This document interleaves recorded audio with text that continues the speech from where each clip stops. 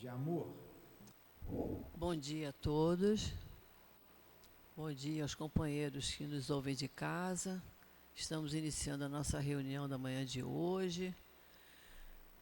Agradecendo sempre a Deus por essa oportunidade que temos de estar aqui no nosso CEAP, na nossa casa de amor, todos com pensamento unidos em direção ao estudo da nossa doutrina, essa doutrina maravilhosa que nos esclarece, que nos acalma, que nos equilibra. Nós temos sempre alguns avisos, uns pedidos, são mais pedidos que avisos.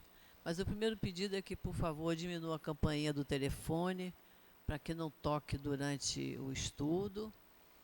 E os nossos pedidos são os mesmos de sempre. Precisamos da colaboração de todos, tanto de uma parte da alimentação, que atendemos a muitas famílias. Então, nós precisamos de alimentos, perecíveis ou não, porque a gente faz aqui o café da manhã, faz o almoço, faz a cesta básica para todos. Então, nós pedimos que colaborem no máximo que puderem. Tudo que trouxer é muito bem-vindo, seja material de limpeza, que também precisamos muito. O que nós comprarmos para a nossa casa é o que a gente utiliza aqui também, é a nossa segunda casa. Nós convidamos a todos a participarem dos cursos da casa. Nós temos cursos das obras básicas, dos livros de André Luiz, de Ivone Pereira, em vários horários, todos os dias da semana nós temos cursos. Então, vamos participar. É importante que a gente estude, porque a gente vir a casa uma vez por semana, tomar o passe, tomar um copinho de água fluidificada, isso nos faz um bem muito grande.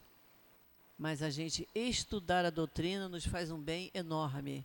Então, precisamos estudar, tá? Vamos participar dos cursos.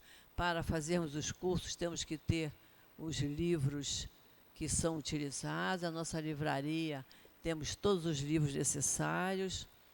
São a preços bem agradáveis. O que não pudermos pagar de uma vez, a gente pede para dividir o pagamento. Mas vamos fazer os cursos que são muito importantes. Vamos participar dos trabalhos da casa. A nossa casa é muito grande, temos muitas tarefas. Então, é só nós procurarmos o nosso companheiro Newton, que é o nosso presidente, ou a Adilane, que possa nos encarregar de fazer uma tarefa onde nós nos sentirmos melhor. Mas desde que a gente participe dos trabalhos da casa. Nós temos a reunião pública de hoje, sábado, nesse horário, temos também às 5 da tarde. Temos reunião pública na quarta-feira, às 10 da manhã, às 3 da tarde e às 7 da noite. Quarta-feira nós temos o trabalho do passe de cura. Então, quem estiver precisando de um atendimento para o passe de cura, precisa ter um encaminhamento. Quem precisar desse encaminhamento após a reunião pública, permaneça aí no mesmo lugar onde está, que virá um médium da casa para conversar e fazer o encaminhamento. Muitas vezes a gente não necessita tanto do passe de cura. A gente necessita mais de vir à casa, vir mais vezes, estar mais presentes aqui. Quantas vezes chegamos aqui meio ansiosos, com uma dor física, uma dorzinha de cabeça, uma dor na coluna, e a gente chega aqui, ou participa de um estudo, ou assiste a palestra, toma um passe, e a gente sai daqui se sentindo melhor. Isso aconteceu conosco aqui na terça-feira, que nem era dia de reunião pública, mas uma companheira veio e queixando-se de muita dor de cabeça, e ela foi encaminhada ao passe, tomou um passe, e depois ela me ligou dizendo que foi impressionante a melhora que ela teve, que a dor de cabeça foi diminuindo. Quando ela foi para casa, ela já não estava sentindo mais nada. Então, isso, é o trabalho que os espíritos fazem Por isso a gente respeita tanto quando a gente entra por aquele portão, a gente já sente uma responsabilidade muito grande dentro de nós, porque os espíritos estão aqui dentro trabalhando, estão todos aqui nos assistindo, por isso a gente pode pedir, pode mostrar aí. Pedir é um ato de humildade. Às vezes a pessoa diz assim, mas eu preciso pedir? Deve pedir. O pedir é um ato de humildade, então vamos pedir por aquilo que estamos precisando, muito especialmente da parte emocional, certo? Então nós vamos dar início ao nosso estudo de hoje. Nós vamos ler o Evangelho, capítulo 21, haverá falsos cristos e falsos profetas.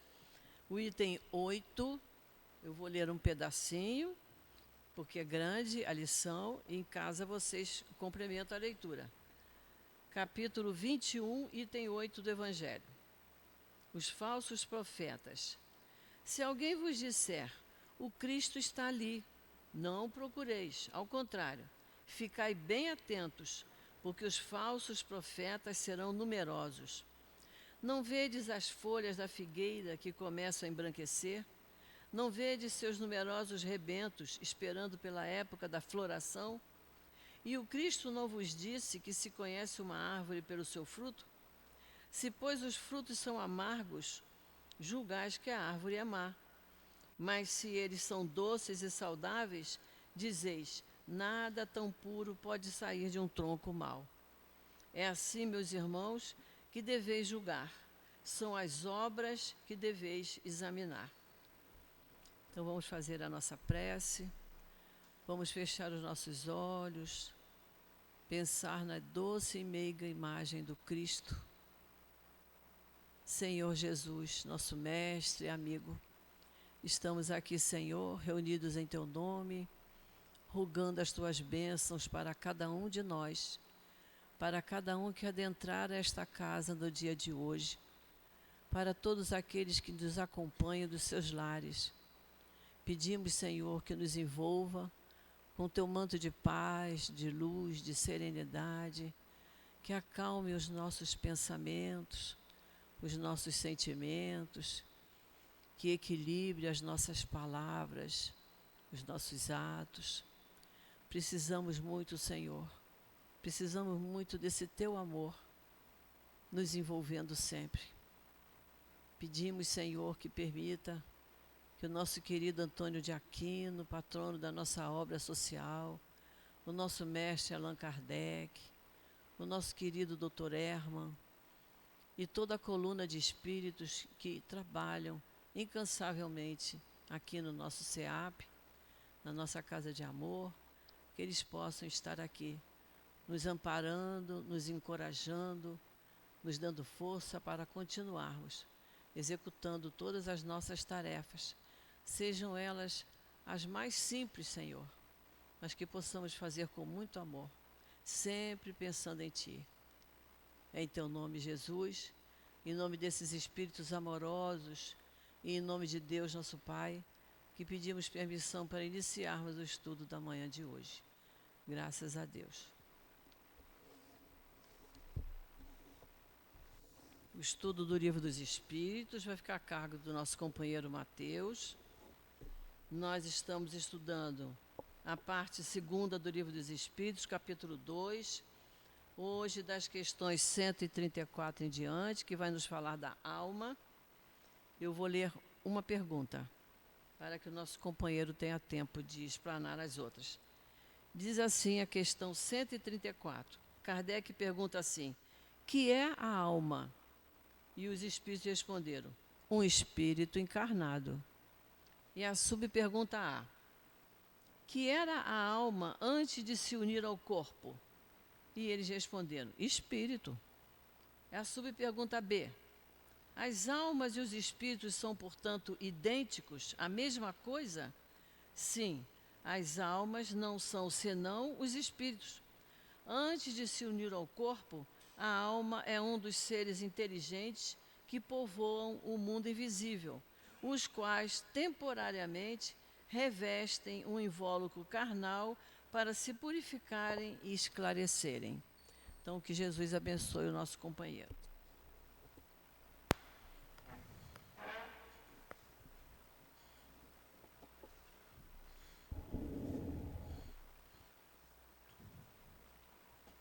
Bom dia a todos. Antes até da gente iniciar aqui as questões, esse tema aqui, que a gente hoje vai trabalhar com uma série de questões, até um 4,6 vai ter um número grande para a gente percorrer. E essa parte do Livro dos Espíritos em específico é um presente muito grande para a gente escorregar em viagens. Então, o que eu vou fazer? Eu até procurei dar uma enxugada de referência para a gente poder trabalhar com o texto mesmo trazido pelo Livro dos Espíritos, para a gente acabar não fugindo do tema e fugindo por via de consequência da compreensão do que Kardec desejou trazer para a gente quando editou as respostas dos Espíritos. Então, eu vou buscar ser o mais referencial possível para que a gente consiga extrair bastante do texto, tá?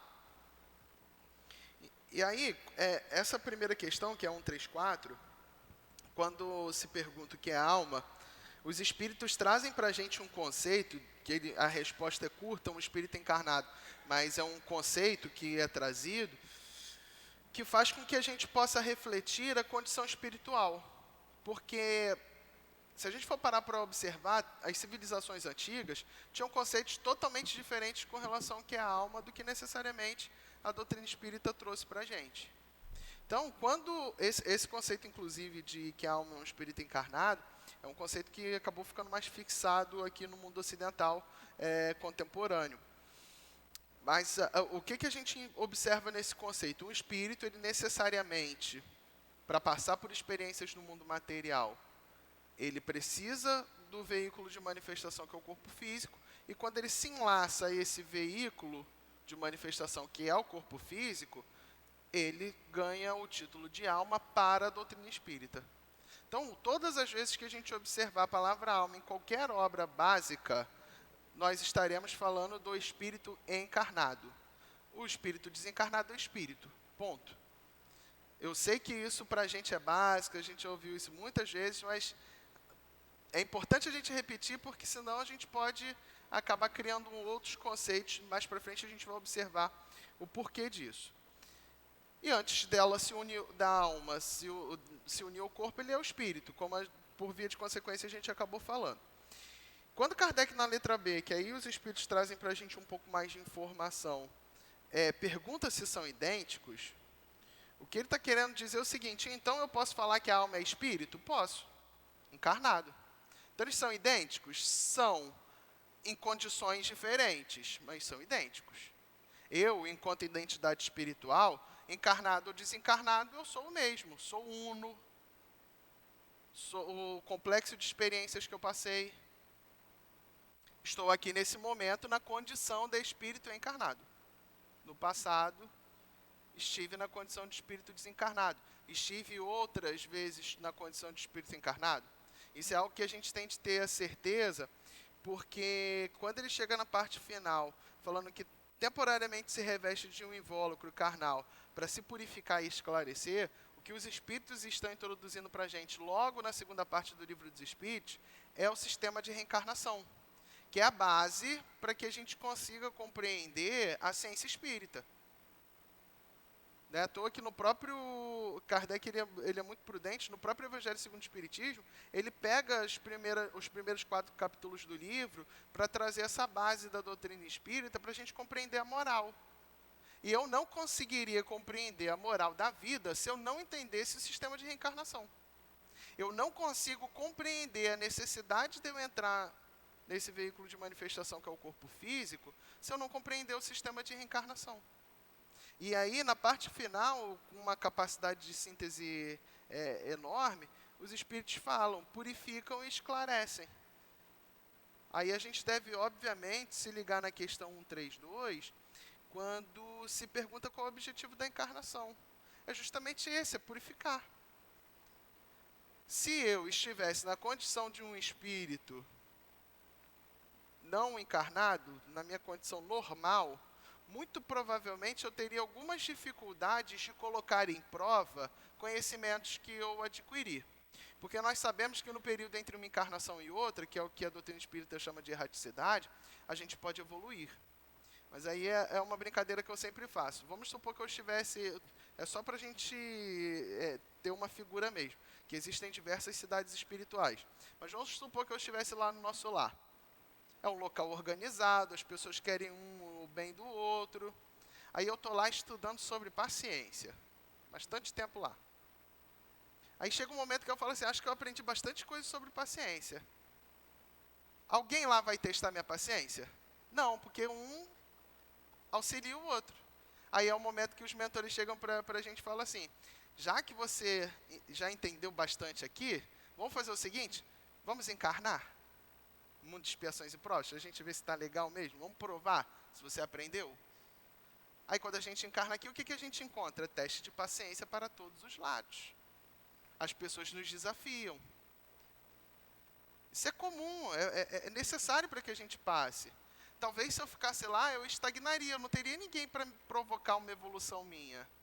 E a gente reclama desse sistema que a gente tem aqui no plano material, em que o mundo desafia a gente o tempo inteiro. São dificuldades sequenciadas. Por quê? Para provar se a gente compreendeu ou não compreendeu. E tem vezes que a prova ensina mais do que a teoria. Aí a gente aprende outras coisas. E quando eu estava lá no período de erraticidade, eu não tinha entendido essa ótica aqui da paciência. Mas quando eu encarnei, eu percebi na pele que eu precisava compreender essa nuance. Então a gente toma o corpo para que a gente possa purificar e evoluir, nos esclarecer. Porque é o único jeito da gente chegar à perfeição. Questão 135 prossegue dizendo assim. A alma no homem é alguma outra coisa além da alma e do... Desculpa, há no homem alguma outra coisa além da alma e do corpo? Aí a resposta vem, ao laço que liga a alma ao corpo.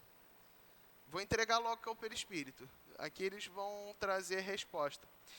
Mas é evidente, pelos elementos gerais do universo que a doutrina espírita traz para a gente na primeira parte dessa mesma obra, que existe Deus, Espírito e matéria. A matéria não pode se confundir com o Espírito, e o Espírito não pode se confundir com a matéria. E nós somos espíritos. São duas coisas distintas. Mas o espírito age sobre a matéria, se liga à matéria para que possa passar por essas experiências que eu estava falando anteriormente. Só que a gente cria um hábito, até mais para frente eu vou citar o livro dos médiuns, que Kardec consegue pormenorizar essa situação, mas a gente cria um hábito, pela visão material que nós temos aqui, de interpretar como se o espírito tivesse um estágio de materialidade como o corpo físico. Aí a gente imagina que o espírito vai pegar uma mão e vai mexer naquela matéria. E não é assim que funciona. Existe algo que serve de intermediário para o espírito agir sobre a matéria. Porque sem esse intermediário, o espírito provavelmente teria de arrumar um outro sistema para conseguir agir sobre a matéria. Porque seria errado eu dizer também que ele não conseguiria agir. Porque se é uma propriedade do espírito agir sobre a matéria, ele teria que encontrar um outro caminho, mas encontraria um caminho para agir sobre a matéria.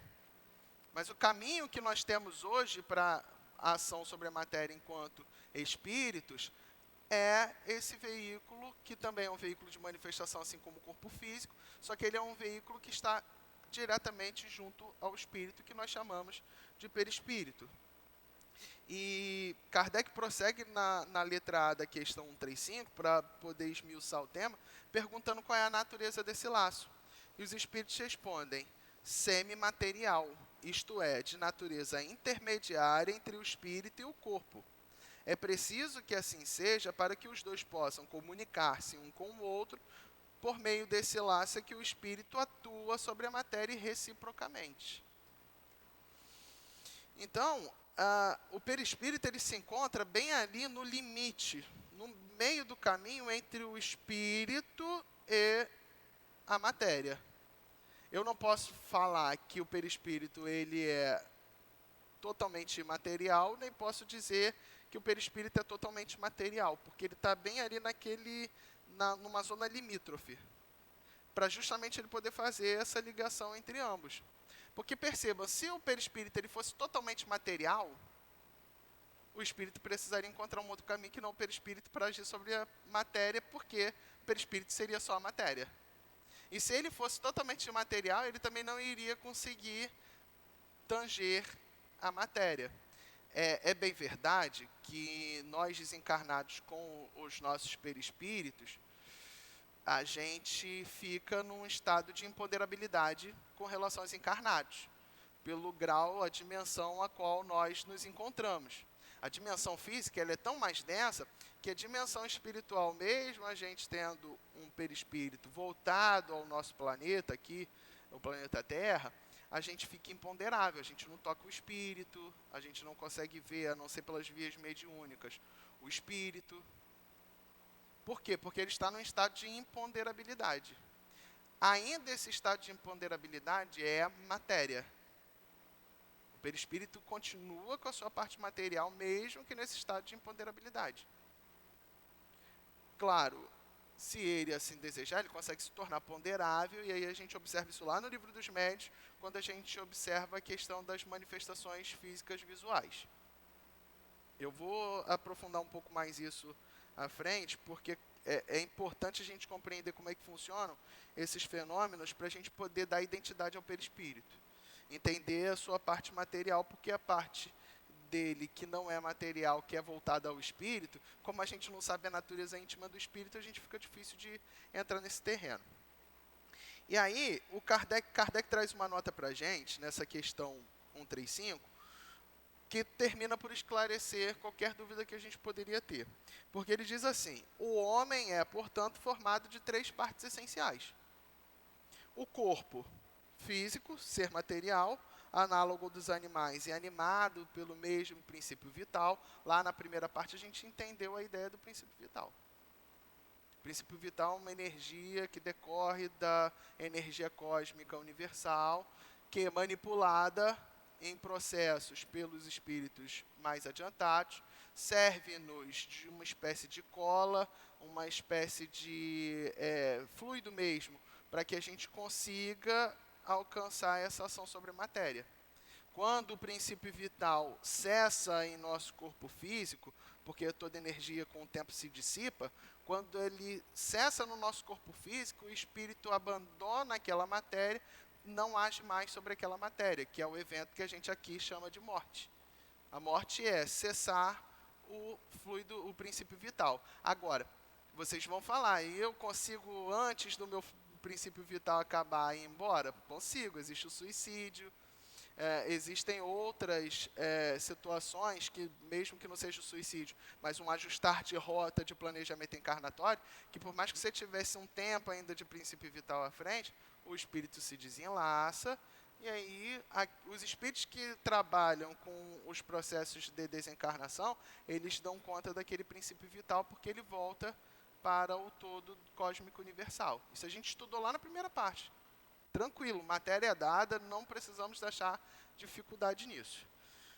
A segunda parte é a alma. E aí a gente volta ao conceito da doutrina espírita e não ao conceito de outras áreas. Que a alma é o espírito encarnado que tem no corpo a sua habitação. E por fim, a terceira parte é o princípio intermediário ou perispírito. Substância semimaterial que serve de primeiro envoltório ao espírito e liga a alma ao corpo, tal no fruto, o germe, o perisperma e a casca.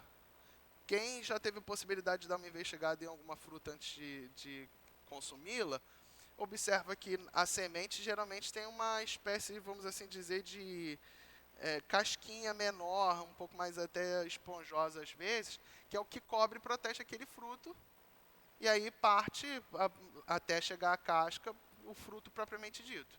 Mas entre a semente, que seria o germe, até chegar a casca, a gente observa aquela penugem, aquele envoltório mesmo, às vezes até um pouco mais esponjoso, dependendo da fruta. Isso é só uma analogia, uma figura, para a gente compreender como é que seria esse perispírito. Muito mais sutil e muito menos denso do que o corpo físico, mas que protege o espírito e o auxilia nesse processo de ação sobre a matéria. E acaba também o perispírito sendo um veículo de manifestação como o corpo é. Eu preciso aqui encarnado desse veículo de manifestação para interagir. quando desencarnado, a depender do mundo que eu habitar, eu vou depender também de um perispírito adequado à atmosfera daquele planeta, para que eu consiga interagir com os outros espíritos que lá se encontram. Isso a gente vai ver um pouco mais à frente no livro dos espíritos, vocês vão ver mais à frente, que o perispírito ele se adequa a depender do planeta em que ele estiver. Então o planeta Terra tem uma atmosfera, uma situação, e ele vai se adequar àquilo ali. E mesmo dentro das zonas espirituais desse nosso planeta, existem diferenças de sutileza entre os perispíritos. Então, assim, é uma situação que a gente vai depender do local onde a gente estiver para a gente vestir aquela roupa. É igual se eu for para um local, eu tenho que ir vestido a caráter, se eu tiver outro local, eu posso ir um pouco mais despojado. É a mesma coisa com o perispírito, e o perispírito, ele pode se modificar com uma velocidade muito grande. O espírito toma a ação pelo pensamento da modificação do perispírito, ele se modifica. É lógico que vai depender do grau evolutivo de cada um, mas em tese é assim que funcionaria. Questão 136. A alma independe do princípio vital? Por que eu me demorei explicando o princípio vital? Para a gente compreender já essa questão aqui. O corpo não é mais do que envoltório, repetimos-lo constantemente. A questão da alma depender ou não depender do princípio vital vai depender da finalidade do que a alma quer chegar. Agora, a alma, se a independência dela é para sobrevivência, ela não depende do princípio vital. Se for para a alma se ligar ao corpo físico e usá-lo, ele vai precisar do princípio vital. O corpo, ele nada mais é do que uma matéria inerte, um pedaço de carne. Nada mais do que isso, assim como essa madeira aqui, como todos os objetos. O corpo, para que ele ganhe as suas propriedades, as suas finalidades que nós utilizamos, ele vai precisar do princípio vital e da união do espírito encarnando nele, ou seja, da alma, porque aí poderá animar esse corpo. A gente também observa isso lá na primeira parte do livro dos Espíritos, quando se separa a questão da vida orgânica da vida inorgânica. Aqui, esse pedaço de madeira, ele não vai sair daqui andando, a não ser que haja uma manifestação física. Mas ele não vai sair daqui andando por quê? Ele não tem princípio vital, ele não tem um espírito ligado a essa matéria para que pudesse animar essa matéria. Ele também não teria condições para isso, pela sua constituição básica. Mas faltaria a ele, princípio vital, faltaria a ele o espírito ali ligado para que ele pudesse se movimentar. O nosso corpo, sem o espírito e sem princípio vital, ele vai ser um pedaço de carne que vai perecer com o tempo. É interessante que, fora a alma, o corpo pode ser o mais novo e mais sadio possível, que ele entra em estágio de decomposição muito rápido. A gente, junto do corpo físico, isso não acontece. Ele mantém uma longevidade muito grande. Eu acho isso interessante para a gente observar o quanto Deus é grande, o quanto a providência divina trabalha em nosso favor. A gente tem de observar a natureza para observar a grandeza de Deus, poder nos colocarmos nas nossas posições criaturas. E aí a questão A, Kardec aprofunda dizendo, pode o corpo existir sem alma? Foi o que eu acabei de dizer, poder existir pode. E aí os espíritos respondem, pode. Entretanto, desde que cessa a vida do corpo, a alma o abandona. Antes do nascimento ainda, não há união definitiva entre a alma e o corpo. Enquanto depois dessa união se haver estabelecido, a morte do corpo rompe os laços que o prende à alma e esta o abandona. A vida orgânica pode animar um corpo sem alma, mas a alma não pode habitar um corpo privado de vida orgânica. Ou seja, o que os espíritos estão querendo explicar é, pode haver corpo sem alma, ele só não vai ter a finalidade a qual nós utilizamos. Agora, um espírito não pode assumir um corpo, vamos assim dizer, sem vida orgânica, que eu acabei de dizer, um corpo não vai assumir esse pedaço de madeira para dirigi-lo. Claro que existe manifestação física, eu vou tocar nesse ponto um pouco mais à frente para explicar a gente como funciona. É claro que existe manifestação física, se um espírito tiver permissão e assim desejar, ele vai poder movimentar esse pedaço aqui de matéria. Porém, ele não vai poder animar este pedaço de matéria. Agora, se a gente traçar um paralelo com os nossos irmãos animais, a gente vai entender aqui no meio, quando ele diz que a vida orgânica pode animar um corpo sem alma. Por quê? Lembra que o conceito de alma é o espírito encarnado? Os nossos irmãos do reino animal mais inferiorizados, eu não gosto muito de usar esse termo, mas é o que a gente tem que usar, eles não possuem ainda a alma propriamente dita. Eles não são espíritos propriamente ditos. Eles são princípios espirituais que estão em processos evolutivos para que um dia se tornem um espírito humano. E a gente não concorda que os nossos irmãos animais estão vivos? Estão, se movimentando, têm seu raciocínio não pleno, são movidos pelo instinto. Tudo perfeito com relação à natureza. Demonstrando que a vida orgânica pode animar um corpo mesmo sem alma. Porque a alma, para a doutrina espírita, é um espírito encarnado, e eles ainda não são espíritos, são princípios espirituais. Eu digo isso porque às vezes a gente passa pela essa questão, a gente fica pensando assim, isso é contraditório, essa resposta. Como é que a vida orgânica pode animar um corpo, mas a alma não pode animar um corpo que não tiver vida orgânica? Não tem nada de conflitante nessa resposta, a gente precisa ter um pouquinho de paciência para compreender o que está sendo exposto, trabalhando com elementos que o próprio livro já trouxe para a gente. Vocês repararam, eu falei isso no início, eu não estou trazendo nenhuma referência a outra que não seja o próprio livro dos Espíritos. Porque se a gente fosse entrar em outros campos, aí a gente ia discutir se o animal não tem espírito, a gente iria discutir o perispírito em suas camadas, qual é a parte que toca o corpo físico, que são relevantes, mas primeiro a gente precisa trabalhar com essa base. Por isso que eu estou trazendo referência tão somente da própria obra. Vou me valer de outras obras básicas também, mas eu não irei fugir disso. E vem a questão B da 136. Que seria o nosso corpo se não tivesse alma? Os espíritos vão lá e arrematam a ideia. Simples massa de carne sem inteligência. Tudo o que quiserdes, exceto o homem. Seria um pedaço de carne, nada mais. Sem o espírito encarnado, a alma, o corpo não é nada. Ele vai ter uma finalidade num ecossistema de cadeia alimentar para alimentar outros animais e alimentar todo o ecossistema. Mas ele não vai atingir a finalidade de servir para o homem, para a humanidade, que são os espíritos que povoam o universo. Questão 137. Um espírito pode encarnar a um tempo em 2 corpos diferentes? Seria interessante se houvesse essa possibilidade, né? Vocês já imaginaram a gente com 2 encarnações ao mesmo tempo? Agora eu vou falar para vocês a consequência disso. A gente dá conta da nossa encarnação? Dá não. Imagina 2. Não ia dar. Haja gestão de tempo para a gente conseguir dar conta de 2 encarnações, não é mesmo? Se uma a gente já está aí aos cacarecos, mas aí os espíritos prosseguem respondendo. Não, o espírito é indivisível e não pode animar simultaneamente 2 seres distintos. Aqui, a gente deve compreender um pouco que tem no livro dos médiuns também, que é o seguinte, aí eu vou fazer até vou entrar em um tema para trazer mais uma opinião minha do que necessariamente algo sedimentado nas obras básicas. Mas o que a gente tem de informação aqui, de forma precisa, é que o espírito ele não se divide.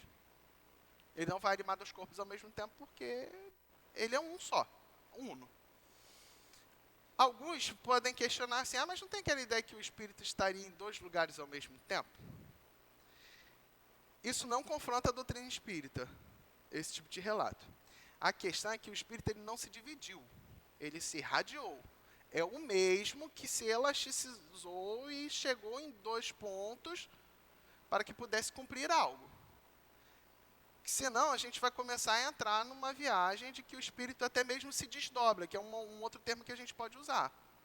Que eu não concordo com o termo desdobrar, porque desdobrar é a mesma coisa que eu tirar aquilo de um ponto para o outro, seria a mesma coisa que dividir. Seria a mesma ideia, e não é. Ele não se divide, ele se irradia. E aí, a gente também poderia trazer como uma dúvida a questão da bicorporiedade que tem lá no livro dos médiuns. Só que a bicorporiedade, ele é um fenômeno físico que acontece no seguinte sentido. O encarnado, para ele promover a bicorporiedade, o corpo físico dele tem que entrar em estado de sono. Ele não pode estar em estado de vigília. A gente observa lá como requisito no capítulo da bicorporeidade que o corpo físico não pode estar em estado de vigília. E até mesmo os exemplos que são trazidos no próprio livro dos médios, como por exemplo o Santo Afonso de Ligório, eles são voltados àquela ideia de que ele entrou em sono no corpo físico, apareceu em espírito em outro local, e aí ele promoveu uma manifestação visual. E aí a gente tem que compreender a manifestação visual também, porque está ali no mesmo capítulo, na mesma parte do livro dos médiuns. O que é a manifestação visual? O perispírito ele é semimaterial, certo? É. O que o perispírito faz? Ele se torna ponderável, que é a mesma coisa que eu dizer que ele se materializa mais. Só que eu não vou usar a palavra materialização para a gente não se ligar ao fenômeno mediúnico de materialização. Então, o que ele faz? Ele se torna ponderável. O que é ponderabilidade? É eu poder tocar. Ele fica opaco, ele fica palpável, tangível. Isso é tornar-se ponderável. Então, o espírito ele se torna ponderável, ele se torna opaco para que todos possam vê-lo, como se ele estivesse com um corpo físico, mas na verdade ele está com o seu perispírito ali. E quando ele assim toma esse estágio, ele pode confabular com os outros normalmente, ele vai falar, ele até mesmo Kardec relata isso com uma clareza que é para não deixar dúvida para a gente. Ele emite calor, como se fosse um corpo físico. Eu até acho engraçado também que as pessoas ficam assim, no que tange a ressurreição de Jesus, ficam naquela ideia assim, o corpo de Jesus sumiu, ele voltou para o próprio corpo e curou o próprio corpo para se apresentar aos apóstolos. Não necessariamente, sabe-se lá o porquê que o corpo de Jesus não estava lá no túmulo. Mas muito provavelmente aquilo ali é uma manifestação visual. Ele tornou o perispírito dele ponderável. Quem além dele poderia fazer isso com excelência? Só o próprio. Se tornou ponderável, confabulou com aqueles irmãos. E a gente nem tem relato bíblico que ele estava lá 24 horas naquele estado. Porque geralmente a ponderabilidade do espírito ela não é algo tão durável assim. São eventos mais momentâneos. Mas como Jesus ele tem excelência em tudo, ele poderia ficar tempos muito maiores do que a normalidade em geral. Na bicorporeidade, o espírito se vale, mesmo encarnado, ele se vale dessa condição da manifestação visual. A ponto de, aí o exemplo de... Eu vou até usar um outro exemplo aqui mais próximo da gente. O Eurípides Barçanufo fazia isso, promovia esse tipo de fenômeno. Tem um relato específico dele que ele foi atender uma moça grávida, que ele estava dando aula lá no colégio Allan Kardec. Ele pediu licença às crianças, se sentou, entrou em estado de sono no corpo físico, foi lá atender a pessoa necessitada em espírito com uma manifestação física visual. Fez um fenômeno de bicorporeidade. Até porque também o Eurípides trabalhava, né? Quem já teve contato com a história sabe que ele não fazia outra coisa além de trabalhar. Isso faz com que o espírito se divida? Não. O espírito tão somente saiu do corpo físico, ele, uno, indivisível, saiu do corpo físico e foi para outro local. Fez uma manifestação visual, voltou para o corpo físico, vida que segue. Tudo certo. O espírito desencarnado, ele se irradia, também não se divide. Só para a gente não entrar aqui em algum campo de viajar nessa situação de visão. Eu até gosto de não tocar muito no ponto de onipresença espiritual, para que a gente não fique tomando o efeito pela causa. É importante a gente pontuar com tranquilidade, agora o básico aqui para a gente, para que amanhã, quando a gente tiver uma intelectualidade aqui no plano terreno mais sedimentado, a gente poder abordar nesses pontos com características outras, com profundidades outras. O momento nosso agora é de esclarecimento dessas questões mais básicas. Depois que a gente compreender isso, a gente compreende os outros pontos que são mais, vamos assim dizer, profundos. Questão 138. O que se deve pensar da opinião dos que consideram a alma o princípio da vida material? E aí vem a resposta. É uma questão de palavras com que nada temos. Começai por vos entender mutuamente. Os espíritos vão lá e ainda dão uma cutucada. Então é uma questão de jogo de palavra. Porque a ideia aqui é de que a vida material ela só começa com a alma. o que nós compreendemos dos processos de enlaçamento de um espírito a um corpo físico é que desde o momento da concepção, o espírito está ali do lado, que vai encarnar participando de todos os processos, mas ele demora um tanto para se ligar àquela vida que está sendo gerada ali. Então, a gente poderia ter argumentação para os dois lados, de que sim, desde o início precisa da alma ali, ela é o princípio da vida material, ou poderíamos dizer que o princípio da vida material se inicia e depois o espírito viria. O que a gente vai abordar mais aqui à frente, na nota de Kardec, é que vai depender da acepção a qual a gente aborda do que é a alma. E aí Kardec traz uma nota que é para mostrar para a gente dois posicionamentos filosóficos que existem sobre a alma, para jogar luz sobre se é ou não é o início dessa vida material. E aí Kardec diz assim: o vocábulo alma se emprega para exprimir coisas muito diferentes. Uns chamam a alma o princípio da vida, e nesta acepção se pode com acerto dizer, figuradamente, que a alma é a centelha anímica emanada do grande todo. Estas últimas palavras indicam a fonte universal do princípio vital, de que cada ser absorve uma porção e que, após a morte, volta à massa de onde saiu. Essa ideia de nenhum modo exclui um ser moral, distinto, independente da matéria e que conserva sua individualidade. A esse ser, igualmente, se dá o nome de alma, e nesta acepção é que se pode dizer que a alma é um espírito encarnado. Dando à alma definições diversas, os espíritos falaram de acordo com o modo por que aplicavam a palavra e com as ideias terrenas de que ainda estavam mais ou menos imbuídos. Isto resulta da deficiência de linguagem humana, que não dispõe de uma palavra para cada ideia, donde uma imensidade de equívocos e discussões. Eis porque os espíritos superiores nos dizem que primeiro nos entendamos acerca das palavras. Primeiro, seria ideal que a gente criasse consenso. Eu não me recordo se eu falei isso a última vez que eu vim aqui, mas eu acho que eu trouxe esse exemplo, que a maior dificuldade que a gente tem é a linguagem humana mesmo, porque quando a gente desencarnar, a linguagem do espírito é o pensamento. Nós receberemos aquilo ali como a vibração do impulso eletromagnético, que é o pensamento, e nós iremos compreender. Não existe português, não existe inglês, existe a linguagem dos espíritos, que é o pensamento. É essa energia que vai e volta. E isso facilita com que se crie consensos com relação aos conceitos que são tratados. Aqui o que Kardec apresenta para a gente são duas acepções. Uma de que a alma é o espírito encarnado e outra que a alma seria o princípio vital. São essas duas, vamos assim dizer, esses dois sentidos da palavra alma. No que tange a alma ser um princípio vital, aí sim a alma seria, vamos assim dizer, o início da vida material. Porque lembra que eu falei que a vida material depende do princípio vital? Se a gente encarar a alma como princípio vital, beleza, é o início. Se a gente encarar como o espírito encarnado, não, porque o espírito encarnado, enquanto alma, ele é uma individualidade, ele não pode se confundir com a matéria. O espírito é espírito, a matéria é a matéria. Eu sei que isso é um pouco intrincado da gente compreender, as pessoas geralmente têm uma dificuldade até para trabalhar com a primeira e a segunda parte do livro dos Espíritos, mas o que me cabe aqui é tentar facilitar o máximo possível esse tema, trazer luz àquilo que a gente poderia se confundir. E isso é uma questão de confusão que acontece o tempo inteiro. A gente, às vezes, mesmo trazendo o conceito de que a alma é um espírito encarnado, a gente confunde com o princípio vital. Traz algo que é distinto do espírito encarnado para a ideia de alma. Aí fala, a alma tal, calma, é o princípio vital. Só para a gente entender, porque esses dois pontos de vista filosóficos que Kardec traz para a gente, nos auxilia a compreender até mesmo as outras pessoas.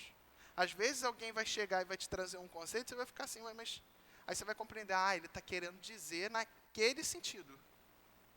Não tem problema nenhum, ele não está errado, porque senão a gente vai criar aqui um tribunal de quem está certo e quem está errado, e vai estar certo só de quem entende da mesma forma que a gente. Não. Ouve com paciência o outro e procura entender. Ele está falando de outro ponto, ele está errado? Não necessariamente.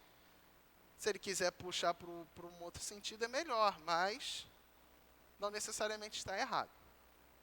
Questão 140. O que se deve pensar da teoria da alma subdividida em tantas partes quanto são os músculos e presidindo assim a cada uma das funções do corpo? Aqui Kardec entra numa outra parte da questão da alma, que é entender aonde a alma se encontra, vamos assim dizer, onde é a morada da alma no nosso corpo físico.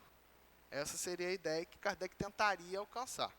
E aqui ele pergunta assim, então a alma se subdivide em cada uma das partes do corpo, em cada uma das moléculas, das células, é um pedaço da alma?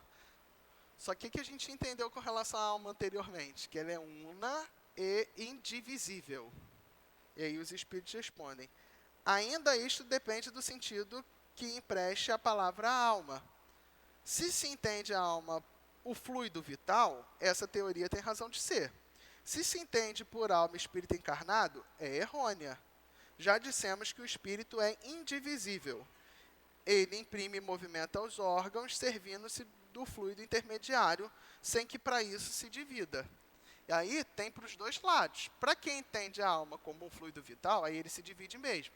Cada parte do meu corpo, cada parte do corpo de vocês possui fluido vital.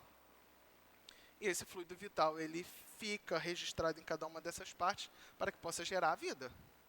Se a gente for entender a alma como fluido vital, está dividido ali nas partes do corpo.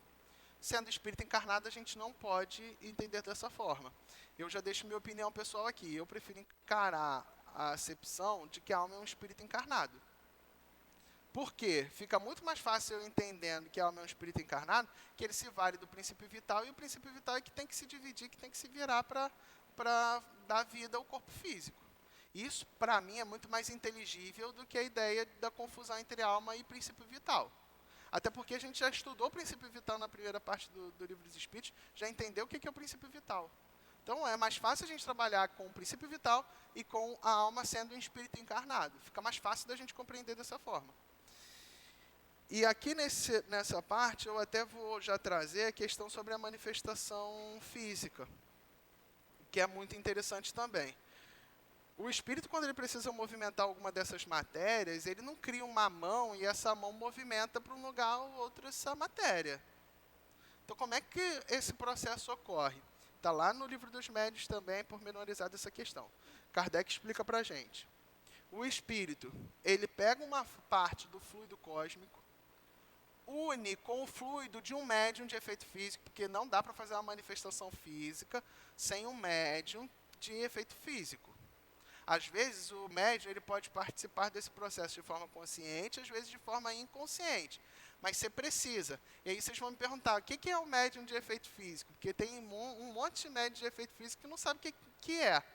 O médium de efeito físico é um ser que ele tem uma qualidade de fluido voltada para que um fenômeno físico ocorra. É uma qualidade do fluido que ele tem. Quem promove, e por isso que é um evento mediúnico, a manifestação física, quando isso ocorre, o que acontece? O espírito pegou aquela parte lá do fluido universal, ele pega uma parte do fluido do médium que estiver ali servindo de repositório, faz uma química espiritual e entranha o objeto daquela manipulação de parte do fluido universal, parte fluido do médium que doou para ele aquela qualidade de fluido. E ele não cria uma mão, ele entranha aquele objeto. Entranhar a mesma coisa que encher, ele enche daquele fluido e pelo pensamento ele manipula aquele fluido. Eu quero que esse fluido vá a tal lugar. Lá no capítulo 14 do livro A Gênese, a gente estuda sobre os fluidos e percebe que o meio pelo qual os fluidos são manipulados é o pensamento. O tempo inteiro a gente está manipulando o fluido aqui pelo nosso pensamento. Então, o que o espírito faz? Depois que ele entranha daquele fluido, ele pensa e faz com que aquele fluido se movimente. Só que quando o fluido se movimentar, ele estará carregando também aquele objeto a qual ele entranhou. Compreenderam a manifestação física? Bem tranquilo. Que às vezes a gente pega lá no Livro dos Médiuns, é um monte de folha, Kardec ele traz muito detalhadamente, e às vezes eu trazendo esse resumo fica mais fácil da gente compreender. É o mesmo fato, é o mesmo modo que o espírito usa para se valer da matéria. O espírito age sobre a matéria se utilizando dos fluidos. Só que ele não precisa pegar a parte de um médium e do fluido cósmico universal, porque essa manipulação já foi feita quando a gente nasce. Essa manipulação é o quê? O princípio vital. O princípio vital é manipulado, joga no corpo físico para que o espírito, pelo pensamento, que é uma potência da alma, do próprio espírito, é uma potência dele, já diria o Leon Denis lá no no livro O Problema da Dor, do Ser e do Destino, ou, desculpa se eu acabei trocando a ordem, ele já traz para a gente o pensamento como uma potência da alma. Então é uma potência nossa, enquanto espíritos, o pensamento. Para quê? Para manipular esse fluido. O fluido já está ali, que é o princípio vital. Eu, pelo pensamento, vou lá, manipulo aquele fluido para dar o sentido que eu quero. É que isso ocorre de uma forma tão natural que a gente ouvida, esquece esse processo. Mas o processo que é feito é esse, o pensamento, manipulando o fluido vital para a gente exteriorizar a nossa vida como exterioriza. Eu, sem perceber esse movimento de mão, movimento da boca, tudo isso é a manipulação do princípio vital. Olha que interessante. E às vezes a gente passa batido por isso aí, não quer nem saber, só quer fruir mesmo dos potenciais corporais. E aí prossegue na questão A. Entretanto, alguns espíritos deram essa definição. Porque Kardec, quando estava confeccionando o Livro dos Espíritos, ele observou respostas para todos os lados. E até eu faço uma ressalva aqui, que eu acho importante a gente fazer, que é a seguinte. Eu já observei algumas vezes, quando a gente começa a estudar a Revista Espírita, a gente tem que tomar cuidado com algumas coisas. Por quê? A Revista Espírita era um ensaio que Kardec fazia para os temas serem debatidos e depois a parte desses temas compuseram as obras básicas. Então é muito comum, antes de algo que está no Livro dos Médiuns, a gente observar uma revista espírita anterior abordando aquele tema. E nem sempre abordava da mesma forma que ele foi para a obra básica. Por quê? Aquilo era aprimorado até entrar na obra básica. Então a gente tem que tomar cuidado com esse tipo de estudo da revista espírita. A gente deve não estudar? Não, não é isso que eu estou falando. A gente deve estudar. Mas devemos estudar com essa ressalva de que aquilo ali era um ensaio dos temas que iriam compor as obras básicas. Porque eu já observei, principalmente na internet, tem muito esse tipo de militância, que pega uma parte que está lá no Livro dos Espíritos, que Kardec expõe, olha, tal espírito falou que era isso. Não quer dizer que eram os espíritos que participaram do corpo de direção das obras básicas. Esse espírito disse tal coisa e vai lá, tenta contradizer o que está na obra básica e dizer que a doutrina espírita tem, vamos assim dizer, uma incongruência, o que não há. Os espíritos vão lá e respondem isso para a gente agora com muita tranquilidade nessa questão A.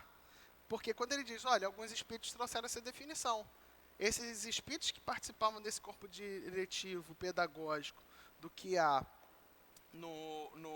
nas obras básicas, diz assim, os espíritos ignorantes podem tomar o efeito pela causa. O que ele está querendo dizer é o seguinte, o espírito que te respondeu isso, ele era um espírito que ainda não tinha conhecimento para te trazer isso. Então, o que ele trouxe foi uma impressão pessoal dele. E aí eu até vou parafrasear o Emmanuel aqui. Cuidado com as tuas opiniões, que é por causa dela que você está no mundo de expiações e provas. Talvez se você tivesse outras opiniões, você já estaria no mundo de regeneração. Mas você está aqui no mundo de expiações e provas por causa dessas suas opiniões. A internet mostra isso pra gente. Eu não sou físico, não sou médico, mas às vezes aparece uma questão, eu quero lá dar meu pitaco e acho que aquilo ali que é a verdade. Eu estudei para dar aquela opinião? Não estudei. Eu sei profundamente sobre aquilo? Não sei. Mas eu estou dando uma opinião, não estou? A gente está na era do direito à liberdade de expressão, a dar opinião. A gente está usando isso nos limites, que é para a gente descobrir o quanto isso é nocivo e depois voltar à ideia de liberdade de expressão restrita e não irrestrita. Que a gente observa isso também aqui nas leis naturais, que a liberdade ela não é uma lei que pode ser aplicada assim, plenamente de forma irrestrita. Até a nossa liberdade ela é restrita. E assim tem que ser, porque senão a gente não teria disciplina. Então, na revista espírita, às vezes a gente tem contato com algumas mensagens de espíritos que não são espíritos tão evoluídos quanto aqueles que compuseram o corpo diretivo das obras básicas. E tudo bem, aquilo serve de conhecimento para a gente, serve para que a gente possa, de fato, se adequar. O próprio Kardec trouxe opiniões nas primeiras edições da Revista Espírita, que lá para as últimas ele revisa aquele tema que foi tratado nas primeiras e fala, hoje aprimorado, mais estudado o tema, mais debatido com os espíritos superiores, a gente chegou a esta nova conclusão. Então, é importante você estudar de uma forma sistêmica a Revista Espírita. Ou seja, não ler, estudar a Revista Espírita. Porque senão a gente pode acabar tocando nesses pontos aqui. E aí Kardec traz uma nota.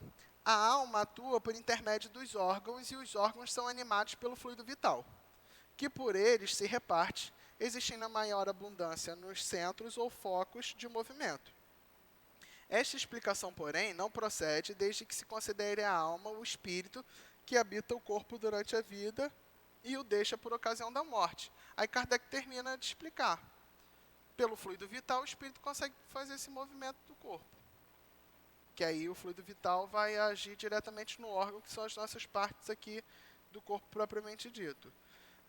Quando ele fala que esse fluido vital ele se encontra mais concentrado em alguns centros de força, o que ele está querendo dizer é com relação àquilo que nós enxergamos hoje, ou comumente falamos, que são os chakras, que são os centros de força. Eu prefiro usar a nomenclatura centros de força porque é o que está na obra básica. Mas não tem nenhum problema quem usa a nomenclatura chácara. O importante é ser entendido. É aquilo que os espíritos falaram, a gente tem que entrar em consenso com relação a esses pontos. E aí, eu vou ter que rapidamente dar uma pulada aqui, porque me faltam 2 minutinhos. Mas é que o tema é muito interessante de fato. Na questão 146, Kardec pergunta, a alma tem no corpo sede determinada e circunscrita? Eu não podia deixar de passar por esse ponto, porque é meio que a discussão final que tem com relação à alma. E os espíritos respondem, não. Porém, os grandes gênios, em todos os que pensam muito, ele reside mais particularmente na cabeça, ao passo que ocupa principalmente o coração naqueles que muito sentem, e cujas ações têm todas por objeto a humanidade. Então, o que os espíritos estão falando? A alma não tem um local determinado circunscrito. Ele atua sobre todo o corpo. Agora, nos grandes gênios, nas pessoas que pensam muito, há uma quantidade de energia sendo manipulada maior na região cerebral. E aqueles que sentem muito na região do coração. Lembrando aqui que é uma figura de linguagem a questão do coração. A gente não deve ligar o órgão coração especificamente, tá? Porque ele só é um músculo que bombeia sangue, mas é uma figura de linguagem para a gente compreender aqui. Na parte emocional vai ter uma quantidade de energia maior sendo movimentada. Isso não quer dizer que a alma ou o espírito, quando encarnado, mora na cabeça de uns e no coração de outros. Não. Mas há uma quantidade de energia sendo movimentada maior em determinado ponto, a depender mesmo do nosso planejamento encarnatório, da nossa, vamos assim dizer, nosso objetivo aqui encarnados. E na questão A, diz assim, que se deve pensar da opinião dos que situam a alma num centro vital? Resposta, que é isso dizer que o espírito habita de preferência essa parte do vosso organismo, por ser aí o ponto de convergência de todas as sensações. Os que a situam no que consideram o centro da vitalidade, esses a confundem com o fluido ou princípio vital. Pode, todavia, dizer-se que a sede da alma se encontra especialmente nos órgãos que servem para as manifestações intelectuais e morais. Se você entender como princípio vital, você pode dizer que a alma está mais voltada a essa parte, vamos assim dizer, de manifestação intelectual e moral. Mas não é aonde o espírito, a alma, na acepção de espírito encarnado, habita, porque ele está em toda a parte do corpo. Então, gente, eu cheguei aqui no meu horário, perdão se eu passei 1 minuto aí em disciplina, mas eu quero agradecer a vocês, deixar meu abraço fraterno individual a cada um, o bom final de semana a vocês. Obrigado. Nós é que agradecemos, Mateus, pelos esclarecimentos que você trouxe para nós. E vamos passar a segunda parte da nossa reunião, que é dedicada ao trabalho de passe. Pedimos aos médiuns que se coloquem, enquanto nós outros que vamos tomar o passe, vamos nos acomodando da melhor forma na nossa cadeira, vamos fechando nossos olhos, lembrando que todos nós temos um anjo de guarda que está junto de nós, ouvindo as nossas súplicas. Querido Jesus, é chegada a hora do passe, Senhor, e nós te pedimos as tuas bênçãos para esse trabalho de amor que irá se realizar. Que possam os mentores estarem junto dos médiuns, para que possamos receber os fluidos de que mais necessitamos. Abençoa, Jesus, esta hora do passe. Graças a Deus. Que a doce e serena paz do Senhor Jesus esteja junto com todos nós neste momento. A hora do passe é exatamente a hora da comunhão que nós temos, de aproximação maior com os nossos benfeitores e amigos espirituais. Hora essa que nós devemos sempre elevarmos os nossos pensamentos ao mais alto, elevando a Jesus, a Deus, aos amigos espirituais que nos antecederam, solicitando a sua ajuda e a sua intercessão. O estudo de hoje do Evangelho, capítulo 21, fala sobre haverá falsos cristos e falsos profetas. Comentaremos um pouco sobre o item 8, os falsos profetas. O alerta do nosso tão querido São Luís nesta mensagem de instrução dos Espíritos vem nos mostrar que nem todos aqueles que falam em nome de Deus ou em nome de Jesus os têm com a ciência da fala. A doutrina espírita nos mostra que todos nós temos que analisarmos todas as comunicações e manifestações dos espíritos. O livro dos médiuns nos orienta a termos as percepções do verdadeiro sentido destas comunicações. Temos que nos atentar à profundidade das manifestações e não o nome de quem está colocando a mensagem. Amigos espirituais que não são tão evoluídos com as nossas ideias, ou espíritos que querem brincar e galhofar, podem falar nomes que quiserem em uma manifestação, mas temos o conhecimento de que se reconhece uma árvore, sim, pelos seus frutos que ela dá. Então, junto com a doutrina espírita, nós temos a certeza da fé raciocinada.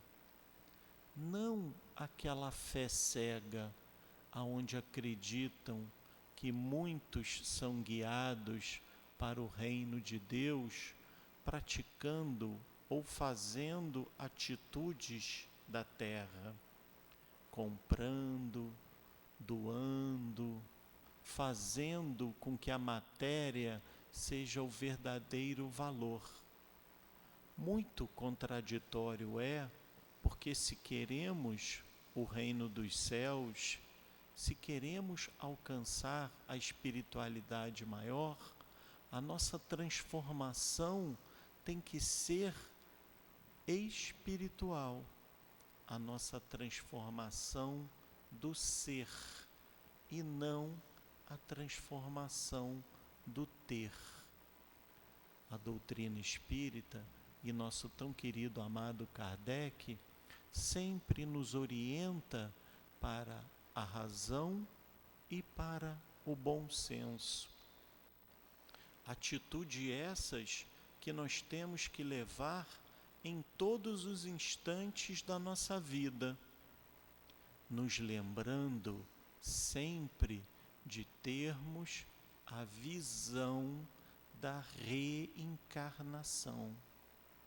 Nós temos a consciência que nós somos espíritos imortais num corpo perecível e que já tivemos várias encarnações passadas.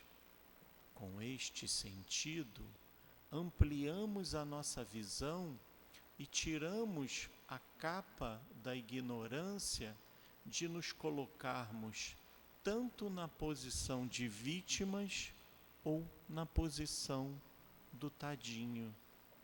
Não somos vítimas e não somos tadinhos.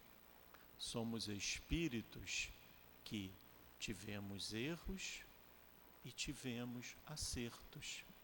E que na maioria das vezes esquecemos um pouco da nossa espiritualidade.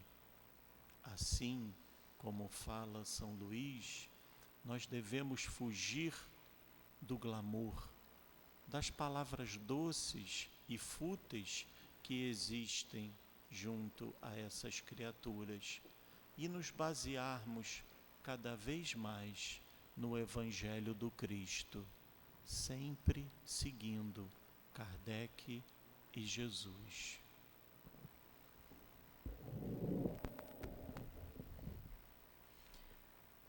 Nós agradecemos muito, Senhor, por estarmos aqui na nossa casa espírita, estudando essa doutrina que tanto nos fortalece, que nos encoraja, que nos mostra, Senhor, o melhor caminho a seguir, que nos ensina a fazer melhores escolhas em nossa vida. Nós te agradecemos, Senhor, por tudo quanto recebemos na manhã de hoje. E te pedimos, Jesus, que esteja sempre junto de nós, que estejamos sempre acompanhados dos nossos anjos de guarda, para que possamos sempre tomar as atitudes mais corretas, dizer as palavras mais sensatas, termos mais sensibilidade para lidarmos com os nossos semelhantes. Então, Jesus querido, em teu nome, em nome desses espíritos amorosos que aqui trabalham incansavelmente, e em nome de Deus nosso Pai, que pedimos permissão para encerrarmos a nossa manhã de estudos e passes. Graças a Deus.